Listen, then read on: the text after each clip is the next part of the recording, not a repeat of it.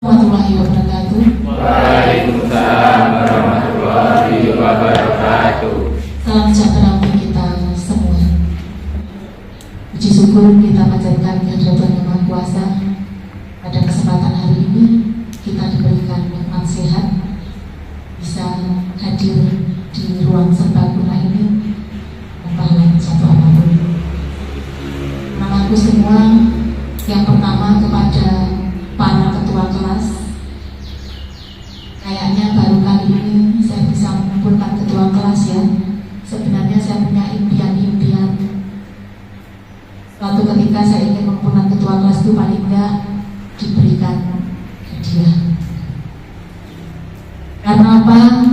Kalian adalah pemimpin-pemimpin yang ada di kelas, yang mengkondisikan organisasi kecil yang ada di kelas, dan selama ini banyak berkontribusi terhadap sekolah, yaitu dimintai tolong untuk menyampaikan suatu informasi atau juga menyampaikan aspirasi baik dari arus guru, maka kesiswaan atau bidang lainnya kepada teman-teman atau saudaraku semuanya. Hari ini saya ingin mengajak kalian untuk mendiskusikan tata tertib peserta didik SMK Negeri Sarjoko untuk tahun pelajaran yang akan datang. Dulu pertama kali ada tata tertib di sini mungkin tahun 2006-2007 saya membuat. Itu juga sempat saya diskusikan dengan pengurus OSIS. Nah, berikutnya dari tahun ke tahun perkembangannya memang tidak didiskusikan kembali, sehingga cukup dirancang oleh beberapa guru dan kita letakkan jadi tata tertib sekolah. Nah, pada kesempatan ini saya ingin mengajak kalian untuk berdiskusi. Mungkin ada yang perlu ditambahkan, mungkin ada yang perlu diperjelas, atau mungkin merasa keberatan tata tertib itu dituliskan. Nah, ini mari kita diskusi bersama. Ketua kelas merupakan wakil dari teman-temannya di kelas, ditambah pengurus OSIS tentu mewakili seluruh siswa dalam satu organisasi OSIS. Nanti silahkan diamati, kita bahas bersama, karena alangkah baiknya kalau tata tertib itu didiskusikan bersama siswa, gitu ya, sehingga tidak terasa bahwa ini sesuatu yang ditetapkan begitu saja dan akhirnya memberatkan. Nah, hasil dari pembahasan ini nanti akan kami sampaikan kepada siswa baru dan juga orang tua siswa baru supaya beliau paham bahwa ini sudah digunakan. Yang A, hal masuk sekolah. Bel masuk dibunyikan pukul 7 WIB dan peserta didik sudah masuk kelas. Yang kedua, pukul 7:05 petugas piket mengumandangkan lagu Indonesia Raya 3 setansa melalui pengeras suara, dan peserta didik berdiri dengan sikap sempurna ikut menyanyikan. Yang berikutnya, peserta didik yang datang terlambat melapor ke satpam atau petugas tatip, mencatatkan diri di buku catatan peserta didik terlambat. Jadi di satpam itu ada buku catatan peserta didik terlambat. Silahkan lapor, kalau pagi ada petugas tatip, kalau tengah hari mungkin sudah tidak ada. Nah, terus mencatatkan diri, menerima konsekuensi, menandatangani kartu izin masuk, menandatangankan kartu izin masuk kepada siapa? Kepada satpam ini. Setelah mendapatkan konsekuensi, selanjutnya melapor ke petugas tiket, menandatangankan kartu izin masuk dan masuk kelas. Apakah sudah bisa dipahami yang poin 3? Ya. Jadi tidak ke petugas tiket dulu, tapi ke satpam atau tim tatip. Yang keempat, peserta didik yang tidak masuk sekolah memberi informasi dengan cara orang tua atau wali menelpon atau mengirim pesan suara ke wali kelas. Ini saya perjelas karena kalau tidak diperjelas kemarin-kemarin nggak seperti itu. Saya perjelas, bukan chat WA atau foto surat izin. Betul ya kalimatnya? Chat WA ya.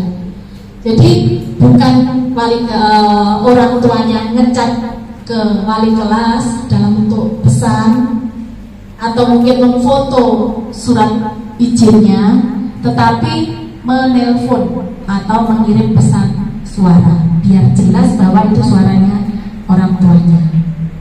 Selanjutnya, wali kelas menyampaikan ke petugas piket, bukan ke teman sekelasnya, bukan ke pengurus kelas. Jadi bukan ke ketua, sekretaris yang ada di kelas, tapi wali kelas menyampaikannya ke petugas piket langsung. Ini masih banyak penyelewengan biasanya ya. Jadi wali kelas menyampaikannya ke pengurus kelas untuk dibuatkan izin dan dikirim ke kelas. Siapa yang mengirim ke kelas? Petugas piket. Jadi bukan kalian. Berikutnya, dari poin yang 4, peserta didik yang tidak masuk tetap membuat surat izin, meskipun telepon tadi ya, tetap membuat surat izin yang diserahkan ke wali kelas. Wali kelas, bukan ke petugas piket.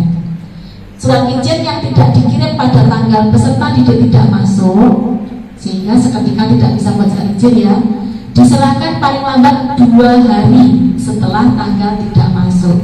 Berarti kalau sekarang belum sempat membuat surat, besok paling lambat 2 hari setelah tanggal tidak masuk.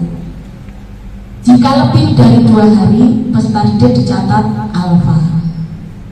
Nah, sehingga dalam presensi sekolah itu tadi diizinkan, tetapi yang menindaklanjuti adalah wali kelas.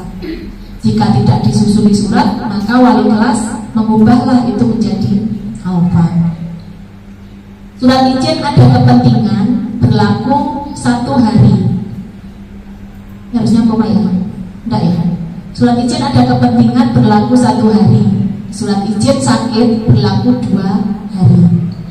Izin sakit 3 hari atau lebih dibuktikan dengan surat keterangan istirahat dari dokter atau petugas medis. Kenapa saya perjelas seperti ini sebelum tatip yang lalu? Banyak siswa itu yang sakit tidak menggunakan surat keterangan istirahat dari dokter, sehingga nggak masuk 1 hari, 2 hari, 3 hari sakit, tipes. Kapan lagi nggak masuk sakit mah, kapan lagi nggak masuk tipesnya kambuh, kapan lagi nggak masuk pusing. Tapi semua itu tanpa surat. Ternyata apa? Hal yang sebenarnya adalah malas sekolah. Alasannya sakit. Itu upacara bendera atau apel. Kalau ini wajib berarti di hari biasa boleh dipakai, boleh tidak. Berikutnya, seragam putih abu-abu dilengkapi ikat pinggang warna hitam, dasi dengan atribut lengkap dipakai pada hari Senin, Selasa, dan hari lain saat upacara bendera. Seragam khas sekolah dilengkapi ikat pinggang warna hitam, dasi dengan atribut lengkap dipakai pada hari Rabu dan Kamis.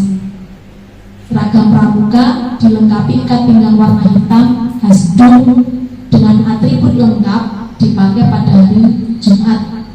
Pada saat latihan pramuka dilengkapi dengan topi pramuka, atau bisa disebut dengan kabaret ya kalau Jawa. Seragam olahraga dipakai pada saat olahraga. Seragam praktek kompetensi keahlian dipakai pada saat praktek. Baju adat Nusantara dipakai setiap tanggal 1. Peserta didik perempuan boleh berbedak tipis, tidak berminat dan berlipstik, berpenampilan rapi dan bersih. Nah, baik, untuk yang poin B, hal penampilan, mari kita diskusikan. Nama saya Devi Khotimah dari 10 TKJ 1 mau menanyakan tentang aksesoris untuk laki-laki. Untuk laki-laki itu kan tertera peserta didik laki-laki tidak bertindik dan tidak memakai perhiasan kecuali jam tangan dan cincin. kemarin kan tidak ada, untuk cincin kan tidak ada peraturan di situ. Sekarang apa sudah diperbolehkan atau sama? Perkenalkan, nama saya Muhammad Lubis Bana dari TKRO 6. Mau bertanya, kalau memakai gelang warna hitam boleh Bu? Jangan tanya, kamu berpendapat aja. Menurutmu boleh apa enggak? Inginnya?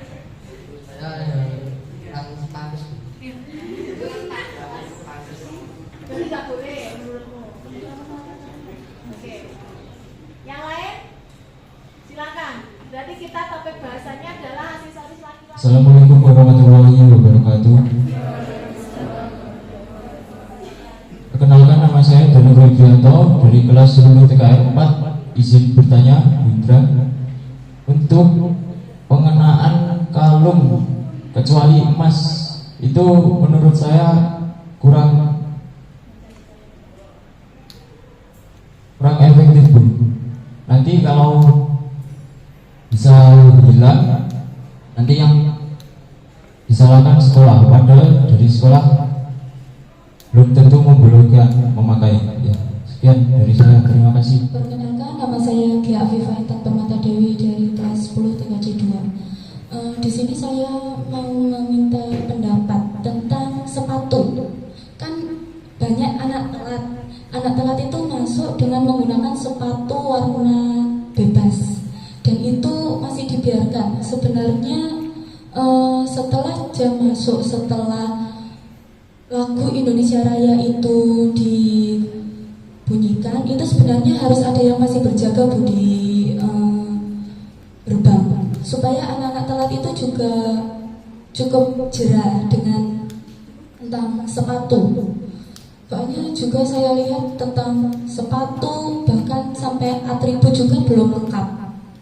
Jadi tim tertib atau OSIS itu masih bisa berjaga setelah bel masuk. Perkenalkan, nama saya Anastasia. Izin menyampaikan pendapat. Kalau untuk cewek yang mengenal hijab, itu kan biasanya ada yang berambut panjang. Itu apa ada ketentuan berapa senti untuk rambutnya? Biasanya dilihat itu kurang rapi. Terima kasih dari kelas 10 ATPH 2. Mohon maaf, saya mau menanyakan ketentuan tentang ikat pinggang. Hanya yang bukan dari SMK 1 Joko, seperti Sabu SMP, SD pun ada.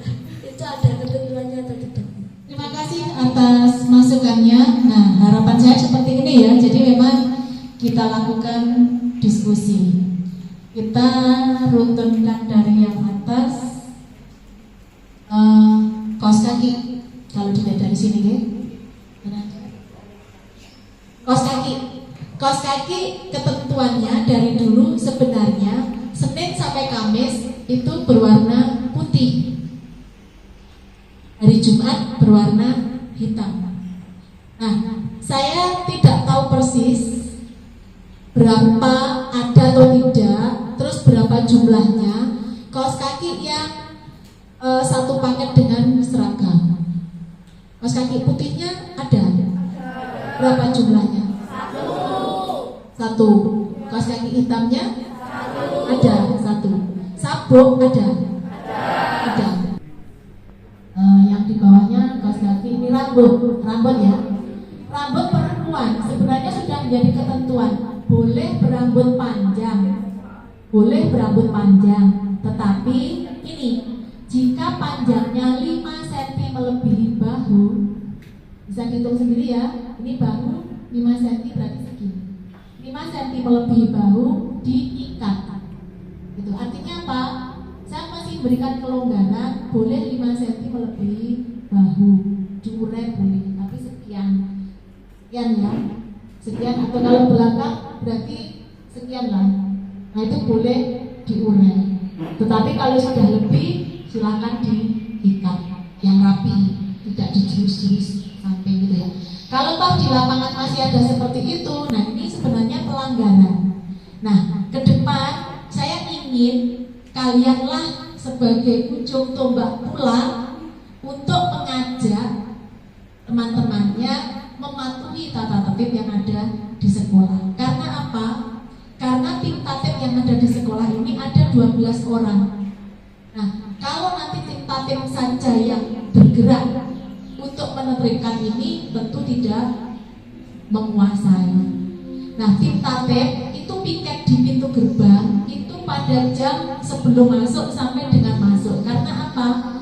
Harapan saya sebenarnya tim tatip diberikan kelonggaran, tidak ada jam mengajar pada jam pertama, tetapi sulit untuk menata itu sehingga tidak bisa terpenuhi. Ketika sudah bel masuk berlangsung mungkin hanya waktu sekitar 5 atau 10 menit, setelah itu tim tatip masuk. Jadi saya perwakilan kelas 11 akan menyimpulkan kita sebagai pelajar harus menaati peraturan dan jangan seenaknya sendiri di sekolah. Maksudnya seenaknya sendiri itu berbuat yang senonoh, misalnya seperti yang ada di peraturan tadi, kayak bertengkar bersama teman, berbuat zina, dan melakukan membawa minuman keras di dalam sekolah dan melakukan itu dengan menggunakan seragam sekolah. Mungkin dari itu kesimpulan dari saya. Bila ada kurang lebihnya mohon maaf. Wassalamualaikum warahmatullahi wabarakatuh. Kesimpulannya adalah kita di sekolah untuk menuntut ilmu dan menggali prestasi, bukan untuk ajang kontes.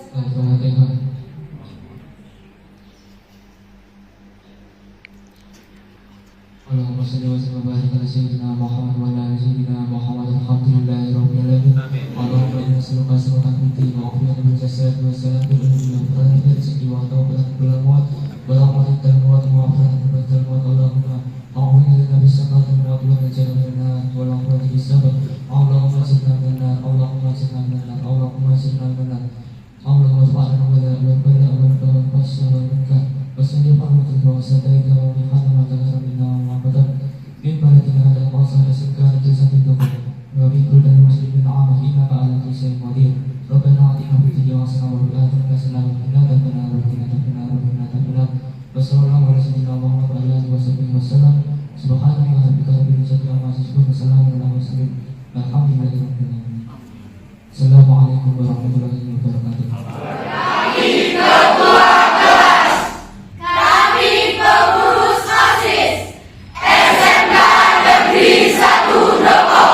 Pada hari ini, Senin 17 April 2023, telah berdiskusi dan menyepakati tata tertib peserta didik SMK Negeri 1 Ndoko tahun pelajaran 2023-2024 antara lain hal masuk sekolah, penampilan dan seragam, budaya sekolah, kewajiban dan larangan peserta didik, bentuk poin dan penanganan pelanggaran tata tertib. Mari kita mentaati tata tertib sekolah untuk mewujudkan karakter yang disiplin, unggul, dan berprestasi. SMK bisa!